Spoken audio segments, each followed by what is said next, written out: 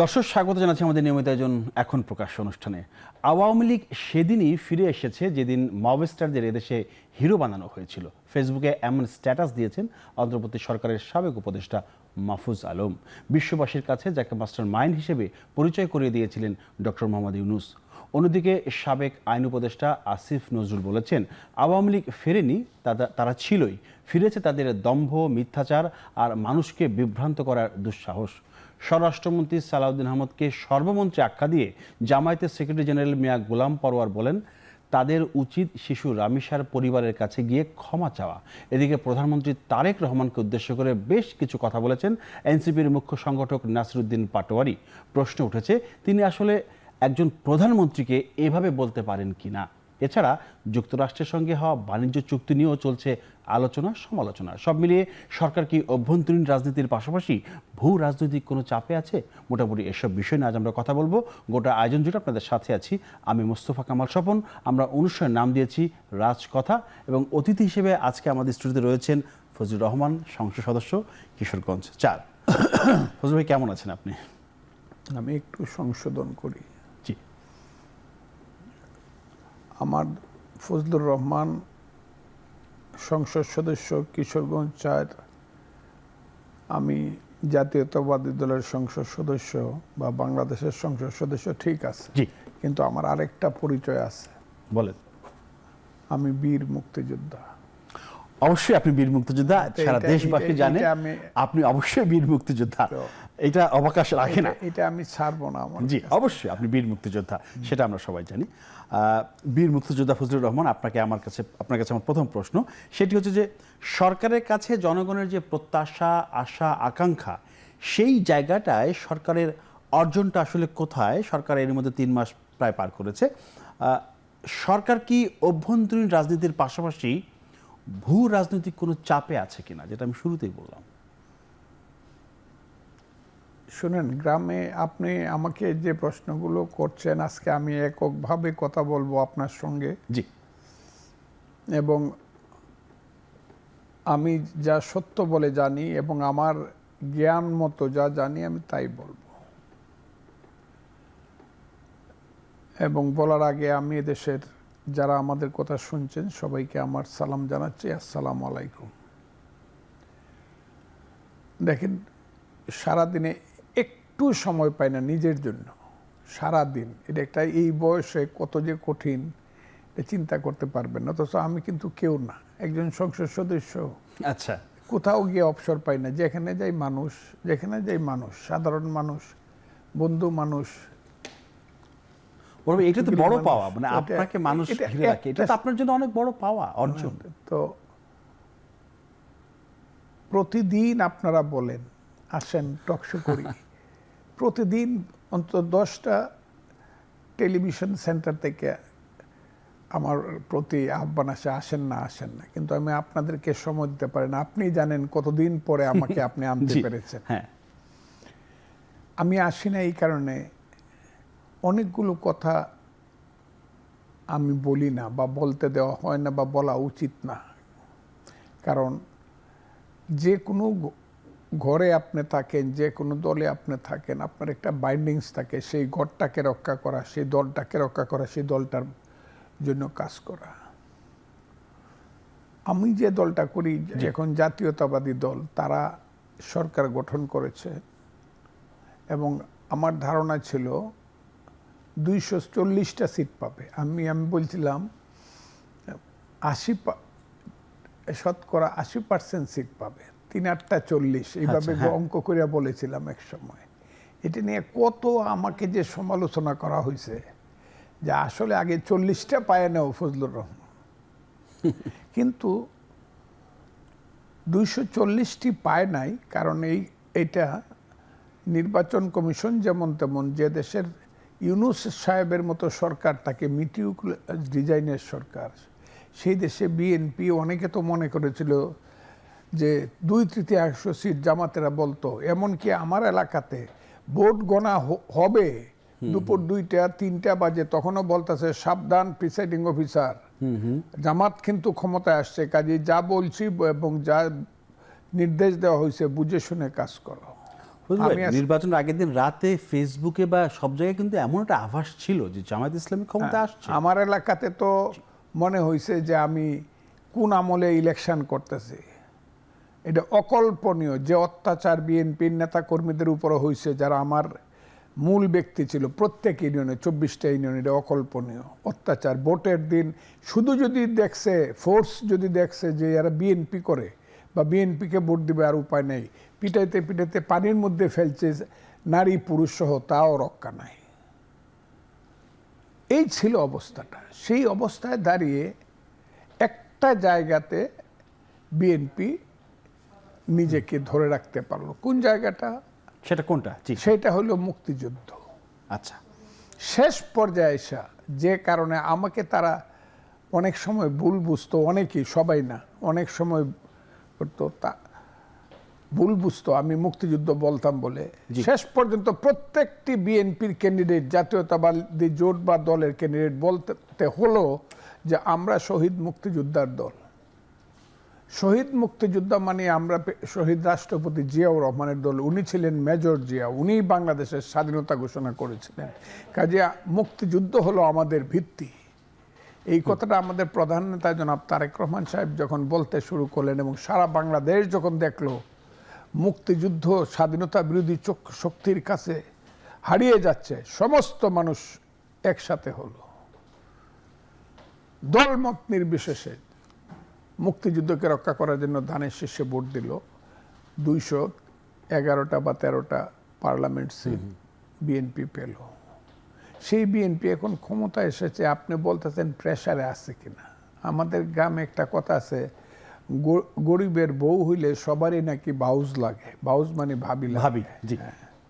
আমরা এমন একটা দেশ, আমাদের জনসংখ্যার কোনো ঘাটতি নাই, কিন্তু আমরা এমন একটা ভৌগোলিক অবস্থানে আছি, এবং সেই অবস্থানের কারণে, জিও পলিটিক্যাল কারণে বাংলাদেশ এখন এমন একটা অবস্থায় চলে গেছে। কারণ যে দেশটা একটা মুক্তিযুদ্ধের মধ্য দিয়ে সৃষ্টি হয়েছিল, একদম একটা ফ্রেশ জাতিসত্তার দেশ, সেই দেশটা যখন 50 বা 55 বছর পরে আইসা যখন দেখা যায় যারা পরাজিত হয়েছিল, যাদের পূর্বপুরুষেরা মুক্তিযোদ্ধাদের সাথে পরাজিত হয়েছিল, যাদের বাপেদেরকে গাছে তুললে মুক্তিযোদ্ধারা গুলি করে মারছিল, যে আল বদর রাজাকারকে আমি মনে করতাম এরা বৃথাই পৃথিবীতে জন্ম নিয়েছিল, এদেরকে আর খুঁজে পাওয়া যাচ্ছে না, এরা কোথায় গেল? আজকে দেখা যাচ্ছে রাজনীতির দৃশ্যপটে তারা এমনভাবে আবির্ভূত হলো যে ইলেকশনের সময় বলতে শুরু করলো তারা 2/3 মেজরিটি পাবে। আমাদের মতো বোকারা, আমার মতো বোকা বলে ফেললো যে জামাত যদি রাষ্ট্র ক্ষমতায় যায় আমি বিষ খাবো। আমি বললাম, আপনি বলেছিলেন? বলেছিলাম। আজকে যে প্রেসার কেন পড়বে না? কারণ জামাত দেশটাকে বা স্বাধীনতা বিরোধী শক্তিরা দেশটাকে এমন জায়গায় নিয়ে গিয়েছে, এখন এইটা একটা বাইফার্কেশন, একদম পরিষ্কার দুইটা ভাগ হয়ে গেছে। একটা ভাগ হলো যারা মুক্তিযুদ্ধের সময় আমাদেরকে সমর্থন করে নাই, বরং অস্ত্র দিয়ে, অর্থ দিয়ে, সামর্থ্য দিয়ে পাকিস্তানকে সমর্থন করেছিল, স্বাধীনতা বিরোধীদেরকে সমর্থন করেছিল, সেই সব দেশগুলো আবার বাংলাদেশের ব্যাপারে এক হয়েছে। তারা ফজলু ভাই, জামাত কিন্তু দেখেন সিট কিন্তু কম পায়নি, অনেকগুলো সিট পেয়েছে জামাতের জন্য। আমি এটা বলবো, ওইটা জামাত সিট পায়নি, সিটটা পাইছে ইউনূস সাহেব। জামাত কিভাবে? একটু ইউনূস সাহেবের সরকার আছে বলে জামাত সিট পাইছে। আজকে একটা ফেয়ার ইলেকশন করো, জামাত আবার 10% ভোটে চলে যাবে। এটা ইউনূস সাহেবের কারণ। আমার এলাকাতে, আমি আপনাকে বলছি, আমার এলাকাতে 24টা ইউনিয়নে আমার হিসাব ছিল 24 দুগুণে 4800 ভোট পাবে, 5000 ভোট পাবে। সেইখানে ভোট পাইছে 50,000-এর উপরে আমার এলাকাতে জামাত ক্যান্ডিডেট। এর কারণ হইল প্রশাসনের ভিতরটা এখন সব কিছু দখল করে আছে, বেশিরভাগ সময়, বেশিরভাগ হলো জামাত। আমি কাউকে বিশ্বাস করি না, আপনি বিশ্বাস করেন, আমি কাউকে বিশ্বাস করতে পারি না যে এই লোকটা জামাত কিনা। এমনকি আমি কালকে একটা জায়গাতে বলছি, আমার স্ত্রীকেও অনেক সময় সন্দেহ হয় সে গুপ্ত রাজনীতি করে কিনা। আওয়ামী লীগের মধ্যে দেশটা এইরকম একটা চক্রান্তের মধ্যে স্বাধীনতা বিরোধী শক্তি ফেলে দিয়েছে, কাউকে বিশ্বাস করা যাচ্ছে না। একদম প্রশাসনের উপর থেকে নিচ পর্যন্ত, নিচ উপজেলা পর্যন্ত, আর এখানে চিফ বা প্রিন্সিপাল সেক্রেটারি থেকে ধরিয়া এখানে এডিশনাল সেক্রেটারি থেকে ধরে যা আছে ডিসিএসপি সবাইকে আমার খালি সন্দেহ হয় এরা হলো স্বাধীনতা বিরোধী এবং গুপ্ত রাজনীতি করে, কেন জানি আমার মনে হয়। এবং আস্তে আস্তে আমার এটা বিশ্বাসটা আরও কনফার্ম হচ্ছে, যেহেতু আমি এমপি হয়েছি, আমি চক্ষু মেলে দেখতেছি যে এর মধ্যে তারেক রহমান সাহেব উপরে বসে আছে ঠিকই, যে বলছে যে চেয়ারটা খুব গরম, উপরে বসে আছে ঠিকই, কিন্তু নিচে দিয়ে কিন্তু আগুন আছে। এবং জামাত, আমি বলবো না স্বাধীনতা বিরোধী শক্তি, শুধু জামাত বলে স্বাধীনতা বিরোধী শক্তি এবং জঙ্গিবাদী শক্তি এবং পৃথিবীর সর্বশক্তিমান একটি দেশ এবং অর্থে বিত্তে পাশের আর একটি দেশ একটু দূরে হলো, সে দুইটা দেশ মিলে বাংলাদেশটাকে এমন একটা জায়গায় নিয়ে গেছে যে বাংলাদেশের রাষ্ট্র ক্ষমতা বাংলাদেশের সরকারের কাছে না, কার কাছে? আন্তর্জাতিক শক্তির সিদ্ধান্তের কাছে বলে আমার মনে হয়।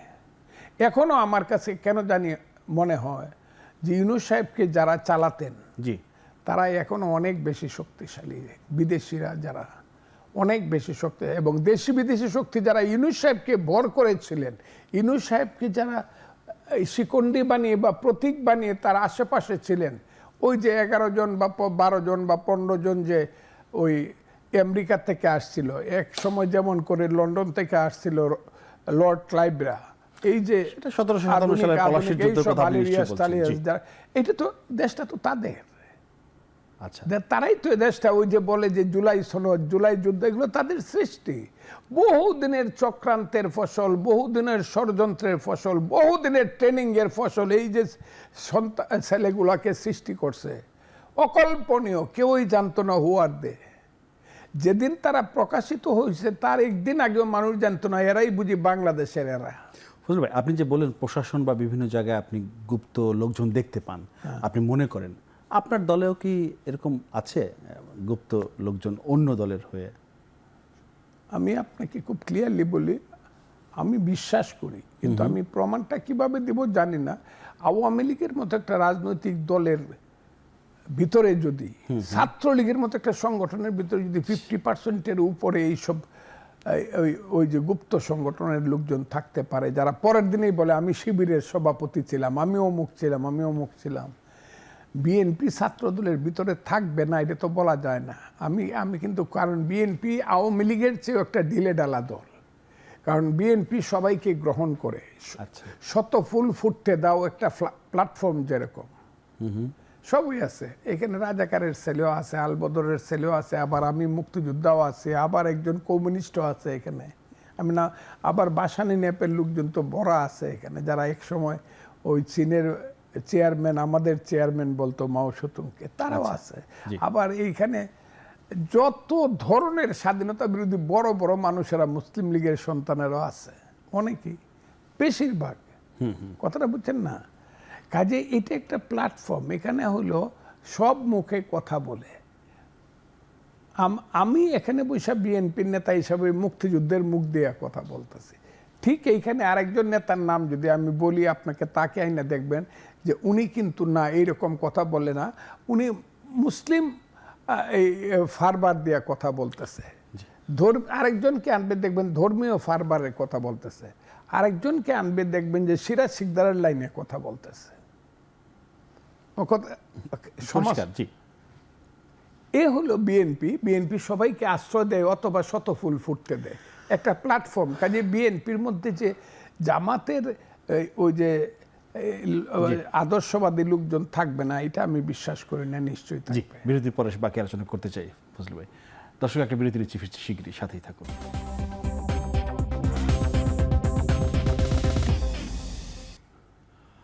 দর্শক, আবারও স্বাগত জানাচ্ছি আমাদের আয়োজন এখন প্রকাশ্যে। অতিথি হিসেবে রয়েছেন বীর মুক্তিযোদ্ধা ফজলুর রহমান। ফজলুর রহমান, আপনি আবার একটু জানতে চাচ্ছিলাম, সেটা হচ্ছে যে সম্প্রতি ফেসবুকে একটা স্ট্যাটাস দিয়েছেন ইন্টারিম গভর্নমেন্টের সাবেক উপদেষ্টা মাহফুজ আলম। তিনি লিখেছেন যে আওয়ামী লীগ সেদিনই ফিরেছে যেদিন এদেশে মবস্টারদের হিরো বানানো হয়েছিল, সেদিনই আওয়ামী লীগ ফিরেছে। আর আসিফ নজরুল, তিনিও সাবেক আইন উপদেষ্টা, তিনি বলেছেন যে আওয়ামী লীগ ফেরেনি, আওয়ামী লীগ ছিল, তারা ফিরেছে, এখন তারা ফিরেছে তাদের দম্ভ, তাদের মিথ্যাচার, তাদের অহংকার এবং তাদের দুঃসাহস নিয়ে তারা ফিরেছে। মন্তব্য করেছেন তারা, আপনি কোনো মন্তব্য আমার মন্তব্য হলো, প্রথম যে ছেলেটির কথা বললেন আপনি, যে যুবকটি বললাম, আর ছেলেটি বললাম না, যুবকটি যেহেতু মন্ত্রী ছিল, আমাদের সন্তান তুল্য, আমি তাকে কোনোদিন তার নামই শুনি নাই। একদিন হঠাৎ দেখলাম কোথা থেকে যেন সে বঙ্গবন্ধু শেখ মুজিবুর রহমানের ছবিটা টানিয়ে টানিয়ে নামাইতেছে। জি, এই দিন থেকে এই যুবকটিকে আমি চিনলাম, যে এর নাম মাহফুজ আলম। সে তখন উপদেষ্টা। জি, তাকে কিন্তু এরপর বিশ্ববাসীর থেকে- কাছে ডক্টর এরপর মোহাম্মদ থেকে ইউনূস সে- মাস্টার মাইন্ড হিসেবে পরিচয় করিয়ে দিয়েছিলেন। আমি বলি, এরপরে দেখলাম ইউনূস সাহেবের সঙ্গে আমেরিকাতে গেলেন, ক্লিন্টন ফাউন্ডেশনের একটা সমাবেশে জনাব মোহাম্মদ ইউনূস সাহেব এই ছেলেটিকে পরিচয় করে দিলে, সে হইল আন্দোলনের মাস্টার মাইন্ড। আমি বললাম, বাবা, আন্দোলনের মাস্টার মাইন্ড ছেলেটি। তখন সবাই মনে করতে লাগলো সে বোধহয় philosopher guide of 5th August movement. আচ্ছা, কিন্তু এবং দেখলাম সে মাঝে মধ্যে রং বেরঙ্গের কথা বলে। একটা কথা ইউটিউবে ছাড়লো বা মেসেজ দেওয়া ছাড়লো, আবার সে ওটা ডিলিটও আবার করে সেটা আবার ডিলিটও করে দিল। এইবার একবার দেখা গেল সে ভারতবর্ষের মধ্যে বাংলাদেশে সে আঁকলো, ম্যাপ আঁকলো একদম বাংলা, বিহার, উড়িষ্যা, ত্রিপুরা, আসাম নিয়ে, যে এটাই বেঙ্গল এবং এটাই তার দেশ। এইসব দেখলাম। আমি এদেরকে খুব গুরুত্ব দিয়ে দেখতে চাই না, তবে আমি দেখতেছি এই ছেলেটি তাদের থেকে কেন জানি আলাদা হয়ে গেছে। আলাদা হয়েই গেছে, সেই আলাদা কি কারণে হয়ে গেছে সেটা আমি বুঝি না। তবে আমার কাছে সবাই মনে হয় প্রত্যেকের মনেই একটা অজানা আশঙ্কা আছে, যে আমরা যে মহাপাপটা 5ই আগস্টের পরে করছি, আগের কথাটা আমি বললাম, মহাপাপটা কি বুঝলো ভাই? যে মহাপাপ বলছি, যে মহাপাপটা করছি, সেই পাপের বিচারটা ইতিহাসে একদিন হয়ে যেতে পারে। এইসব ছেলেরাই কিন্তু 5ই আগস্টের পরে, 5ই আগস্টের পর্যন্ত মুভমেন্টের 2টা রূপ। এইটা আবার আমার দল কেন এটা ভাঙ্গিয়া বলতে হয় আমি জানি না, বোঝা দরকার। আমার দল বিএনপির আন্দোলনটা ছিল গণতান্ত্রিক। আচ্ছা, 14 সনে শেখ হাসিনা ভোট হইতে দেয় নাই, কুত্তা মার্কা ভোট হয়েছে বলছে, যে কুত্তা ঘুমায় রয়েছে, 13 পায় নাই মানুষে কখন ভোট হয়ে গেছে, মাঠের মধ্যে কুত্তা ঘুমায় রয়েছে ভোট সেন্টারে। 18 সনে নিশিরাইতের ভোট করছে শেখ হাসিনা, 24 সনে আমির ভোট করছে। এর বিরুদ্ধে ছিল মানুষের আন্দোলনটা, এবং তাদের যে অত্যাচার, অবিচার, এই যে মামলা মোকদ্দমা, মানুষকে জেলখানায় রাখা, বিএনপি নেতাকর্মী, দেশনেত্রী বেগম খালেদা জিয়ার মতো মহান নেত্রীকে এইভাবে অন্যায়ভাবে তাকে শাস্তি দেওয়া ইত্যাদি নিয়ে মানুষের মধ্যে চরম বিক্ষুব্ধ ছিল, এবং বিরুদ্ধে একটা গণতান্ত্রিক আন্দোলন আস্তে আস্তে গিয়ে এই জায়গাতে পৌঁছছিল, এবং স্লোগানটা উঠছিল, এক দফায় এক দাবি, শেখ হাসিনা কবে যাবে। আসলে মুভমেন্টটা হয়েছে ওই জায়গাতে। পরে কি হলো? হ্যাঁ, এরপরে কি হলো? এরপরে 5ই আগস্টের পরে যেটা হলো, তারা যারা বলতে শুরু করলো, আমরা কি শুধু একটা ইলেকশনের জন্য আমরা আন্দোলন করছি, আমরা ইলেকশনের জন্য করি না। এইটা যে বাংলাদেশ 47 ছিল আমাদের স্বাধীনতা, আর 24 হইল আমাদের স্বাধীনতা, আর 71-এ গন্ডগোল হয়েছিল, কাজে এইটা বাংলাদেশ যে হয়েছে এটা ভুলভাবে হয়েছে, বাইরে বাইরে গন্ডগোল লাগাইয়া ইন্ডিয়া এখানে চক্রান্তকারী হিসাবে খেলছে, আমরা ভুল করছি। আর পাকিস্তান থেকে বলা শুরু করলো, এই তো আমাদের ছোট ভাইয়েরা 50 বছর পরে বুঝতে পারছে, আসো আসো আমাদের কাছে আসো। এবং পাকিস্তান থেকে সমানে বলা শুরু করলো, লস্করে তৈয়বার মতো এইসব সন্ত্রাসী দলগুলো, যারা ঘৃণিত, ধিকৃত কালো শক্তি পৃথিবীতে, তারা বলা শুরু করলো, আমরা 71-এর প্রতিশোধ নিলাম। তারা এইখানে ইসলামিক ছাত্র শিবির যখন ঢাকা বিশ্ববিদ্যালয়ে জয়লাভ করে, তখন পাকিস্তানের শহরগুলোতে ওরা মিষ্টি খায়, স্বাধীনতা বিরোধী শক্তি পাকিস্তান। এই যে 71-এর প্রতিশোধ নিলাম, এইটা একটা মহাপাপ। তারা যারা বাংলাদেশকে মানে না, এই যে আমি আপনার সঙ্গে বৈশাখ কথা বলতেছি, বাংলাদেশ থাকলে, পূর্ব পাকিস্তান থাকলে, এই যে এয়ার কন্ডিশনে বসে আপনি এবং আমি কথা বলি, এত সুন্দর, এটা আপনার থাকতো না। আপনার যে মালিক এখানে কে আমি এখনো কিন্তু জানি না, আমি সব খুঁজে লই না। আচ্ছা, মালিককে জানতাম না। এটা থাকতো হয়তো বা ইস্পাহানির কোনো নাতি সত্ত্বের থাকতো, অথবা আদমজির নাতি গাড়ি দৌড়ায় যাইতো, আমরা গুলিস্তানের সামনে দাঁড়ায় দেখতাম আদমজির নাতির গাড়িটা কত সুন্দর। যদি এর নাম পাকিস্তান থাকতো, তাইলে দেখতাম হাজার হাজার লেবার চাকরির জন্য বিয়ে পাস ছেলেরা গিয়ে পাটকলের সামনে দাঁড়াইছে আদমজিতে, স্যার আমার একটা চাকরি দেন। হ্যাঁ বাঙ্গাল কা বাচ্চা, কেউ চাকরি লেগে দুইটা ধমক দিত আর একটা লেবারের চাকরি দিত, আমরা এতেই খুশি থাকতাম। সেই যে পাকিস্তানের শাসন এবং শোষণের জিঞ্জির ভেঙে যে আমরা যুদ্ধ করে যে দেশটা স্বাধীন করলাম, সেই দেশটার নাম কি? এই দেশটা না আজকের বাংলাদেশ। বাংলাদেশ নামটা হইল কেন? কারণ এর আগে তো ছিল পূর্ব পাকিস্তান। তো পূর্ব পাকিস্তান থেকে যে বাংলাদেশ হইল, আমি যে মানুষ হইলাম, বাঙালির যে একটা রাষ্ট্র হইল, আমার জাতির যে একটা রাষ্ট্র হইল, সেই রাষ্ট্রটা তো আমি যুদ্ধ করে সৃষ্টি করছি। তাইলে এই হারামির বাচ্চারা, আমি সরি ফর মাই ল্যাঙ্গুয়েজ, যারা স্বীকার করে না মুক্তিযুদ্ধ হয়েছিল, তারা এই দেশে থাকে কেন? তাদের তো এই দেশ থেকে চলে যাওয়া উচিত। এই নিমক হারামের বাচ্চা, এই কারণে হারামির বাচ্চা, নিমক হারামের বাচ্চারা এখানে থাকে কেন? যারা বলে যে ৭১-এ কোনো যুদ্ধ হয় নাই, অথচ আমার দেশ রক্তের সাগর হয়েছে, বঙ্গোপসাগর রক্তে রক্তে লাল হয়ে গেছে। একটা অপারেশনে খুলনার চুকনগরে একদিনে ১৮,০০০ লোক মারা গেছে, একদিনে খুলনার চুকনগরে। আমি যদি বলতে থাকি মুক্তিযুদ্ধের ইতিহাস, কি বলবো আপনাকে? সেইটা মুক্তিযুদ্ধ একটা মহাসাগর। সেই মুক্তিযুদ্ধের সঙ্গে তুলনা করে ৫ই আগস্টে কোথায় হিমালয় পর্বত আর কোথায় বাড়ির কাছে টিলা, এটাকে কোথায় প্রশান্ত মহাসাগর আর কোথায় কুয়া তুলনা করতেছে এবং নাচতেছে যে ওইটা না, আমরা নতুন মুক্তিযুদ্ধ করছি, ওইটা ভুলে যান। পরিষ্কারভাবে তারা বক্তৃতা করছে ৭১ ভুলে যেতে হবে, এখন আর ৭১-এর প্রয়োজন নাই, ২৪ হইল আমাদের প্রয়োজন। ২৪টা কি? ২৪ হইল লস্করে তৈয়বা, ২৪ হইল হরকাতুল জিহাদ, ২৪ হইল এই পৃথিবীর সমস্ত সন্ত্রাসীদের একটা ফিলোসফি। কোন ২৪? এটা হলো রাজাকারের ২৪, আর বিএনপির ২৪ গণতান্ত্রিক আন্দোলনের ২৪। এটা বুঝতে হবে। বাংলাদেশের যে জনতার যে ২৪, রক্ত দেওয়ার যে ২৪, সেটা হইল গণতান্ত্রিক আন্দোলনের রূপের ২৪। আর তাদের হইল এখানে এই দেশটাকে তারা আবার নতুন করে, আরে বাবা আফগানিস্তানে বেড়াইতে গেছে। আফগানিস্তান বলে আমরা সবাই তালেবান, বাংলা হবে আফগান। আর এই বাংলা আফগান হবে। এখনো ১/৩ লোক আফগানিস্তানে রাতের বেলায় না খায়া থাকে। মানুষটা মরলে কবর দিতে না, যদি কাফনের কাপড় দিতে পারে না, পাহাড় থেকে ফেলে দেয়। সে আফগানিস্তান বানাতে চায়।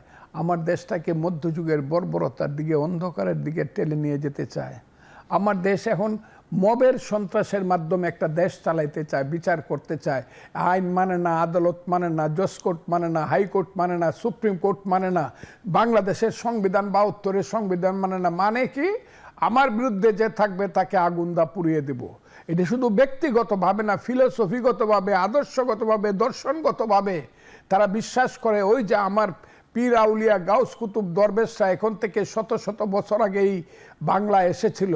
সেই খাজা মঈনুদ্দিন চিশতি থেকে ধরে হযরত শাহজালাল শাহপরাণ পর্যন্ত যারা আমার পূর্বপুরুষ হিন্দু ছিল, মুসলমান বানিয়েছে, তাদের মাজার এখন পুড়ে দিতে চায়। যে শাহ আলী, হযরত শাহ আলী যে এখানে এসেছিলেন, তার মাজার মিরপুরে পুড়িয়ে দিতে চায়। সেখানে প্রতিরোধ হয়েছে, প্রোটেস্ট হয়েছে। যারা আজকে সুফিবাদে বিশ্বাস করে, আহলে সুন্নাতুল জামাতে বিশ্বাস করে, এটা তো একটা ফিলোসফি। তাদেরকে আজকে কবর তুললে থেকে রাজবাড়ি, কবর থেকে তুলে রাজবাড়িতে আগুন দিয়া পুড়ায় দেয়, কুষ্টিয়াতে কুপায় মারে, শত শত মাজার ভেঙে দেয়। এই যে ফিলোসফি, এই ফিলোসফি থেকে কি বুঝায়? আপনি আমার মাজার ভেঙে দেন কেন? এটা তো আমরা ১৪ পুরুষ যাবৎ পীর আউলিয়া গাউস কুতুব দরবেশদের মুরিদ হইয়া, আমার দাদা ফুরফুরা শরীফের মুরিদ, আমার বাবা আরেক কানে সোনাকান্দার মুরিদ, এইরকম আছে। বিশ্বাস করতেই পারে।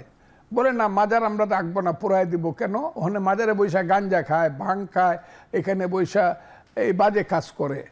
তো বাজে কাজ করে যদি গাঞ্জা ভাং খাওয়ানোর, মদ খাওয়ানোর জন্য মাজার পোড়ায় দিতে হয়, এটা যদি যুক্তি হয়, তাইলে যে যদি কোনো মাদ্রাসায়, আমি সব মাদ্রাসার কথা বলছেন, যদি কোনো মাদ্রাসায়, আমি তো প্রতিদিন দেখতেছি বলৎকার হয়, তাইলে কি মাদ্রাসা পোড়াই দিতে হবে না বলৎকার যাতে না হয় তার ব্যবস্থা নিতে হবে? আপনি সেই ব্যবস্থা, তাইলে বলৎকারকে ফিরাইতে হবে, মাদ্রাসাকে আগুন দিয়ে পোড়ানো যাবে না। আমার কথাটা জি বুঝতে পারছি, পরিষ্কার। এই চলছে। আমি এই কারণে বলছি মহাপাপ করতেছি আমরা। আমরা কি মহাপাপ করছি? যারা আমার বীর শ্রেষ্ঠ, ৭.৫ কোটি বাঙালির মধ্যে মাত্র ৭ জন বীর শ্রেষ্ঠ আমরা দিছি, ৬৩ জন বীরুত্তম আমরা দিছি। তাদের স্ট্যাচুগুলা ওইখান থেকে ভেঙ্গে তারপরে ড্রেনের মধ্যে ফালাইতেছে। আমরা কি মানুষ? আমরা কি একটা রাষ্ট্রসত্তার মানুষ? আমরা কি মুক্তিযুদ্ধের যে যারা আমার জন্য রক্ত দিয়ে গেছিল, আজকে কি বলবো আপনাকে, মুক্তিযোদ্ধার গলায় দেখবেন মালা পরাইতেছে। কিসের মালা? জুতার মালা। দেখেছি আমরা। তো এই মহাপাপ যারা করছে, এই ছেলেটি মাহফুজ আলম যার কথা বললেন, তারা তো এই ফিলোসফিকে ধারণ করে। এখন তারা নিজেরা আলাদা থাকে। কেন আলাদা থাকে? এটা তাদের সিদ্ধান্ত। এইটা আপনারা বুঝবেন। এটা হলো মিটিকুলাস ডিজাইনের সিদ্ধান্ত। এখনো যেহেতু ইউনূস সাহেব জীবিত আছে, এখনো যেহেতু ইউনূস সাহেবের পীর সাহেবরা জীবিত আছে, মীর জাফরের যেমন পীর সাহেবরা ছিল লর্ড ক্লাইভ, মীর জাফরের সঙ্গে লর্ড ক্লাইভের চুক্তির কারণে যেমন করে বাংলা 200 বছরের জন্য পরাধীন হয়ে গেছিল, বাংলাদেশে ইউনূস সাহেবের সঙ্গে আরেক লর্ড ক্লাইভদের চুক্তির কারণে আমি বললাম বাংলাদেশ সেমি পরাধীন হয়ে যাবে দীর্ঘদিন, কোথাও নড়াচড়া করতে পারবে না। এবং তাদের অংশই তার। এখন দেখবেন এনসিপির ছেলেরা জামাতকে গালাগালি করে, এটা রাতের বেলা আগে বুঝ করছে যে আমরা এখন আলাদা থাকতে হবে। আচ্ছা, একসাথে থাকলে ওই যেভাবে মানুষ এখন জায়গা ওঠে, এই আলবদর রাজাকারের বাচ্চা কইতেছে তোমরাও এই গোনার মধ্যে পড়ে যাবে, কারণ যে তোমাদেরকে দিয়ে তো আবার স্ট্রাইকার হিসাবে খেলাইতে হবে, কাজে তোমরা নিজেদের অবস্থানটা একটু আলাদা করো। আমি মনে করি যে এই যে মাহফুজ আলম বলল, আর ওই যে আরেকটা মাহফুজ আলম বলল, এর পিছনে কারণ হইল নিজেকে একটু সেফ রাখা। আচ্ছা, কারণ মুক্তিযুদ্ধের শক্তি এক সময় ফজলুর রহমান বলছিল মুক্তিযুদ্ধের শক্তির পক্ষে, এই আঙ্গুল তুললে বলছি, পার্লামেন্ট আমি বলছে, এই মুক্তিযুদ্ধ কিন্তু হয়েছে আলবদর রাজাকারের বাচ্চারা। তখন আমাকে হত্যা করার জন্য আমার বাড়ি পর্যন্ত আক্রমণ করছে। যদি সেদিন মিলিটারি 15 মিনিটের মধ্যে না আসতো, আর 5 মিনিটের মধ্যে যদি রমনার সহ পুলিশ না আসতো, সেদিন হয়তো আমার বাড়িতে আমাকে আগুন জ্বালায় দিত। আমি সেই ফজলুর রহমান। এখন আমার আর ফজলুর রহমান আর আলবদর রাজাকার বলতে হয় না। আপনি ইউটিউবটা খুলেন, দেখবেন প্রতিদিন হাজার হাজার লোকে বলতেছে, এই আলবদর রাজাকারের বাচ্চারা। এখন তারা বুঝতে পারছে না, মুক্তিযুদ্ধ অনেক শক্তি। ওই জায়গাটা আপনি একটু যদি বলতেন যে আসিফ নজরুল সাবেক আসিফ নজরুলের কথাটা আমি বলছি। আসিফ নজরুল ফিরেছে দম্ভ। আসিফ নজরুলের কোন পূর্বপুরুষের সাথে বোধহয় খন্দকার মুস্তাকের একটা দেখা হয়েছিল, অথবা মীর জাফরের একটা দেখা হয়েছিল কিনা। আমার কাছে মনে হয় এই লোকটাকে একসময় আমার জ্ঞানী গুণী বলতে আমার কোনো আপত্তি নেই, জ্ঞানী বুদ্ধিমান বলতে আপত্তি নেই, কিন্তু তার মধ্যে যে চারিত্রিক গুণাবলীর পরিচয় পাইছি, প্রত্যেক দিন দেখবেন তার কি অবস্থা, যে গুণাবলীর বৈশিষ্ট্য আমি পাইছি, আমার খুব রেসপেক্ট ছিল লোকটার প্রতি। আচ্ছা, কিন্তু এত নষ্ট হয়েছে। তাইলে ফ্রি হাটও দেখি রাস্তা দিয়া, ঘরে দরজা লাগায় বসে, তো কোথায় থাকে এখন মানুষ জানে না তো। ফ্রি হাটে একদিন হঠাৎ করে দেখলাম পার্লামেন্টে গেছে। আরে বাবা, পার্লামেন্টে গেছে তারা। আচ্ছা, they will come, they will come. এটা তো হইল তারেক রহমান সাহেবের উদারতা, বাংলাদেশের প্রধানমন্ত্রীর উদারতা, শহীদ জিয়ার ছেলের উপরদা, দেশনেত্রী বেগম খালেদা জিয়ার ছেলের উদারতার কারণে এখনো তারা এমনভাবে কথা বলতে পারে। আপনি বলেন তো দেখি, একটা ছেলে প্রধানমন্ত্রী সম্পর্কে কি পাটোয়ারি না সাটোয়ারি, নাসিরুদ্দিন পাটোয়ারি যে ধরনের কথা বলে, মানে এইটা একজন প্রধানমন্ত্রীর কিভাবে বলেন। আমরা বিরতির পরে এসে এটি একটু কথা বলতে চাই। একটা বিরতি নিই ফজলু ভাই। দর্শক, একটা বিরতি নিচ্ছি, ফিরছি শীঘ্রই, সাথেই থাকুন।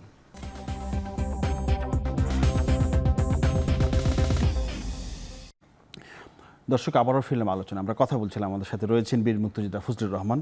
ফজলুর রহমান, আপনি বিরতির আগে আমরা একটু বলছিলাম যে প্রধানমন্ত্রীকে যেভাবে বলা হয়, তাকে উদ্দেশ্য করে যে কথা বলা হচ্ছে এনসিপির নাসিরুদ্দিন পাটোয়ারি, মানে এইভাবে কি একজন প্রধানমন্ত্রীকে বলা যায়? মানে কথা যেভাবে তিনি বলছেন,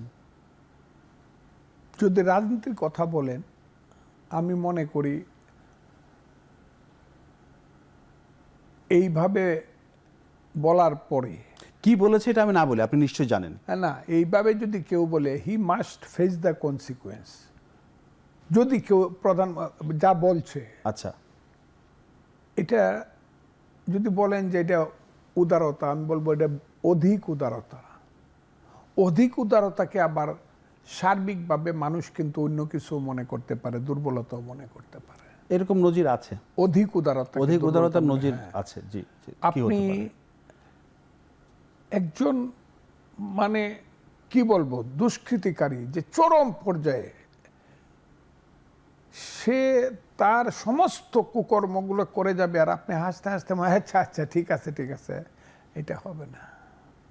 রাষ্ট্র চালানোটা এটা খুব যেমন উদারতার ব্যাপার, নিষ্ঠুরতার ব্যাপারও আছে। মানে আপনাকে তো প্রশাসক, হ্যাঁ অবশ্যই, কারণ আমরা আমাদের সামনে ইতিহাসগুলো আছে একদম। যদি আপনি ইসলামের ইতিহাসও ধরেন, আমার দিনের নবী পরে 4 জন খলিফার মাঝে 3 জন খলিফাকেই কিন্তু রাষ্ট্রীয় কারণে হত্যা করা হয়েছে।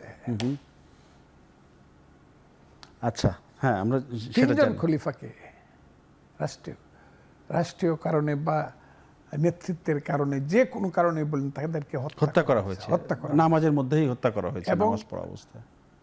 আমার দিনের নবী হযরত মুহাম্মদ সাল্লাল্লাহু আলাইহি ওয়াসাল্লামের দৌহিত্রদেরকেও কিন্তু ছাড়ে নাই। কাউকে বিষ পান করায় হত্যা করছে, কাউকে কারবালার মাঠে 670, আমার মনে হয় টাইমটা এটা দ্বিখণ্ডিত করে ফেলেছে, তাকে ইয়াজিদ মাবিয়ার ছেলে হত্যা করছে। কাজে রাষ্ট্র ক্ষমতাটা যে জায়গাতে একদম আমার ধর্মের থেকে যেভাবে চলে আসছে, আপনি এখানে ধরেন মুসলিমেরই রাষ্ট্র ক্ষমতা মুঘল সাম্রাজ্যে 1526 খ্রিস্টাব্দে পানিপথের যুদ্ধে ইব্রাহিম লোদিকে পরাজিত করে বাবর আসলো। তার শেষ বংশধরের পরিণতি দেখেন আওরঙ্গজেব তার নিজের রাষ্ট্র ক্ষমতার জন্য পিতাকে বন্দী করে রাখলো, বোনদেরকে নির্বাসনে দিল, 2 বড় ভাই দারা শিকুকে হত্যা করলো, মেজ ভাই সুজাকে বাংলার যিনিও ছিলেন অধিকর্তা ছিলেন তাকে একদম আরাকানে পাঠায় দিলেন এবং তার ছেলে মেয়েরা সব জঙ্গলে বাঘে খাইল। আরেক ভাই মুরাদকে অন্ধ করে দিলেন। ঠিক আছে না? আমি এইটা নিষ্ঠুরতা বললাম এই কারণে যে রাষ্ট্র ক্ষমতা নিষ্ঠুরতা মানুষ সমর্থন করে না, কিন্তু এইগুলো কিন্তু হয়। একদম আপনি দরবেশ বেশে কিন্তু রাষ্ট্র চালাইতে পারবেন না।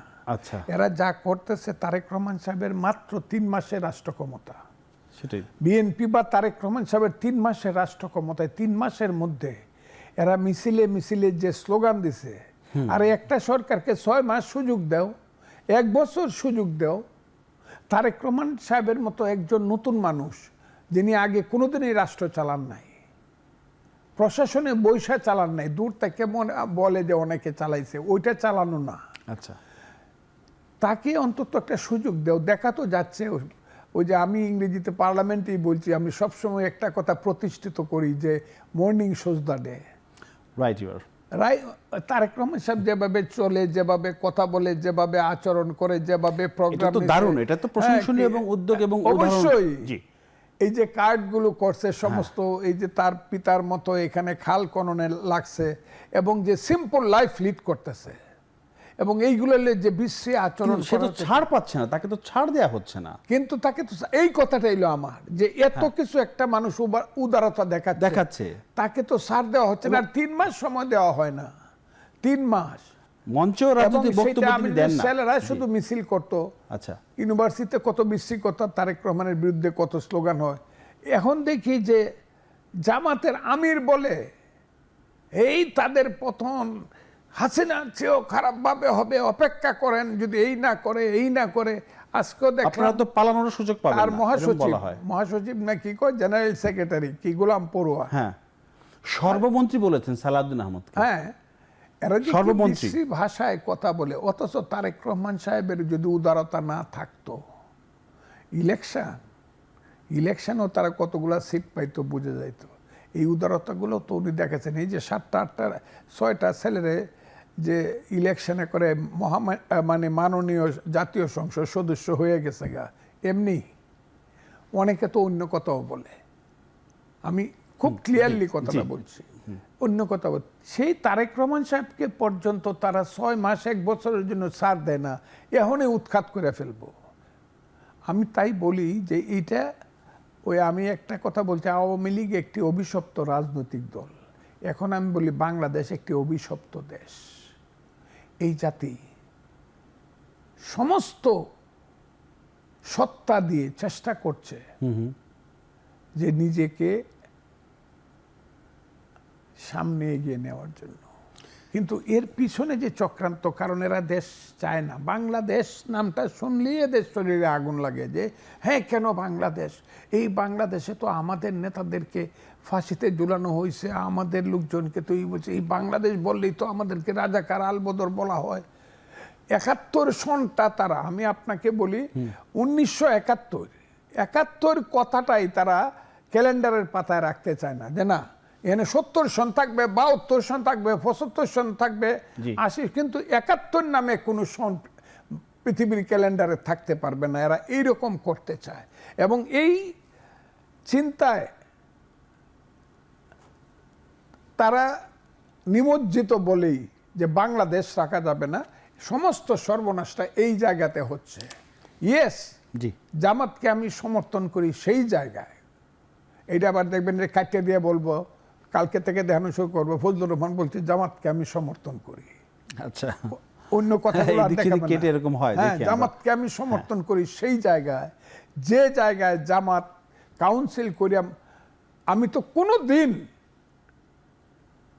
এইভাবে কথা বলি নাই। 5ই আগস্টের পরে যখন তারা বলল 71 কিছু না, মুক্তিযুদ্ধ মানি না, যখন তাদের ছাত্র দলের ছাত্র শিবিরের সাধারণ সম্পাদক পত্রিকায় লেখা বলল যারা যারা ওই 71-এ অস্ত্র হাতে যুদ্ধ করছিল তারা আল্লাহর কাছে মাপ চাও, হ্যাঁ, যখন তারা বলল তখন থেকেই তো বলা শুরু হইল।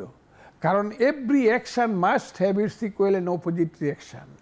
আপনি যখন বলতে শুরু করবেন আপনি মুক্তিযুদ্ধ মানেন না, এটা ভুল ছিল। আমি যখন মুক্তিযুদ্ধ, আমার যে মানে বোন ধর্ষিতা হয়েছে, আমার যে মেয়ে ধর্ষিতা হয়েছে, আমার যে বাড়িঘর পুড়ছে, আমার পিতা যে শহীদ হয়েছে, আমি তখন আপনাদের পাল্টাটা বলবো এই রাজাকারের বাচ্চা, এই কথাটা তো বলবো। এটা কেন শুরু করলেন? আজকে যাদেরকে ওই যে 68টা পরে তো বাংলাদেশের মানুষই দেখ, আর তারা নিজেরা পাক যেভাবে পাক, আমি দেশের সমালোচনা করতে চাই না, আমি তো তাদের ছিলাম না, আমি তাদেরকে তো এত সমালোচনা করতাম না যদি তারা মানতো যে 71 হয়েছে, আমাদের পূর্বপুরুষেরা ভুল করছে, সেই জন্য আমরা মাপ চাই। কিভাবে মাপ চাই গোড়ায়া? 47 থেকে 24 পর্যন্ত আমাদের দলের আচরণে যদি কেউ শব্দটা তারা কেন বলে, যদি কষ্ট পায় তাহেন যদি বলে শব্দটা, যদি বলে, এদেরকে একদম হাত জোর করে কাউন্সিল করে রেসকোর্স ময়দানে হোক, রেসকোর্স ময়দানে ওরা যাওয়াটা উচিত না, অপবিত্র হয়। কারণ রেসকোর্স ময়দানে 7ই মার্চে বঙ্গবন্ধু বক্তৃতা করছে, আর 16ই ডিসেম্বরে রাজাকার আলবদর রাজাকার সহ ওই যে বলছে এলআই ফোর্স, তাদের আব্দুল্লাহ খান পাকিস্তানিরা এখানে সারেন্ডার করছে। আমি মনে করি যদি মাপ চায় পলিটিক্স করতে পারে, তা না হলে এদেশে একটা রাজনৈতিক একটা পার্জিং হবে, রাজনৈতিক একটা যুদ্ধ হবে। সেই যুদ্ধটা, রাজনৈতিক যুদ্ধটা কি ফর্মে হবে আমি জানি না, কিন্তু প্রতিদিন যদি সব কিছুকে শেষ করে দিতে চায়, বাংলাদেশকে শেষ করে দিতে চায়, সহ্যেরও একটা সীমা আছে। মানুষের সেই সহ্যের সীমা কিন্তু অতিক্রম করবে।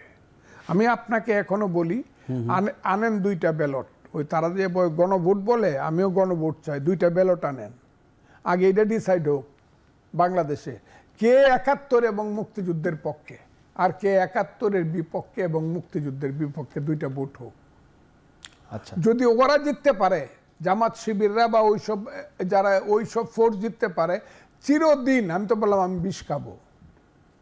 কিন্তু মুক্তিযুদ্ধ যে বাংলার 1000 বছরের বাঙালি জাতির যে অহংকার এবং অর্জন, সেই অর্জনকে যারা ধ্বংস করতে চায়, কতদিন আপনি তাদেরকে ছাড় দিয়ে থাকবেন? আমি তো বুঝি না।